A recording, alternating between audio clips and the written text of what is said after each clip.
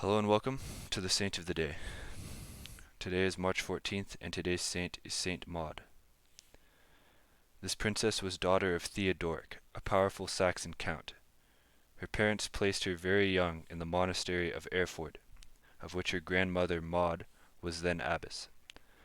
Our saint remained in that house, an accomplished model of all virtues, till her parents married her to Henry, son of Otho, Duke of Saxony, in 913 A.D., who was afterwards chosen king of Germany. He was a pious and victorious prince, and very tender of his subjects.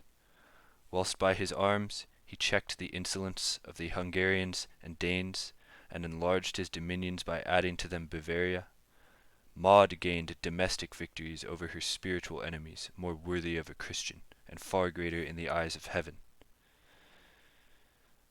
She nourished the precious seeds of devotion and humility in her heart by assiduous prayer and meditation. It was her delight to visit, comfort, and exhort the sick and afflicted, to serve and instruct the poor, and to afford her charitable succors to prisoners. Her husband, edified by her example, concurred with her in every pious undertaking which she projected. After 23 years' marriage, God was pleased to call the king to himself in 936 A.D. Maud, during his sickness, went to the church to pour forth her soul in prayer for him at the foot of the altar.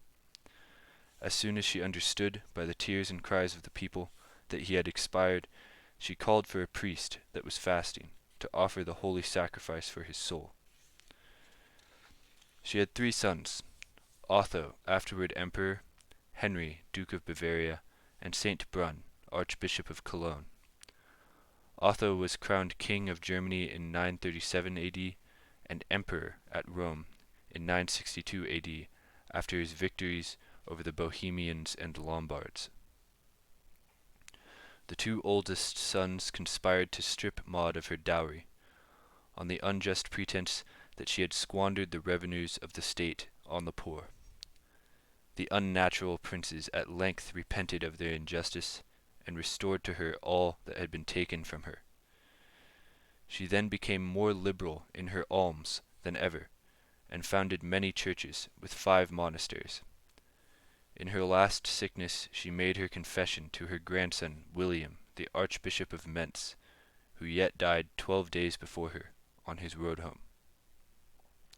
She again made a public confession before the priests and monks of the place, received a second time the last sacraments, and, lying on a sackcloth with ashes on her head, died on the 14th of March in 968 A.D.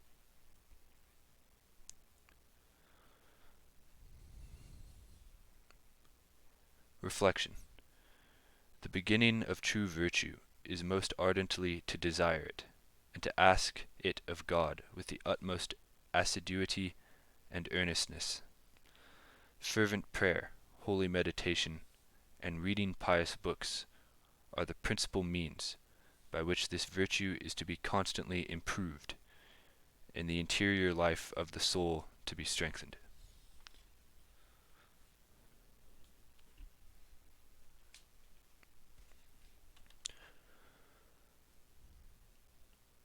Thank you for watching the Saint of the Day. Tune in tomorrow for the next one.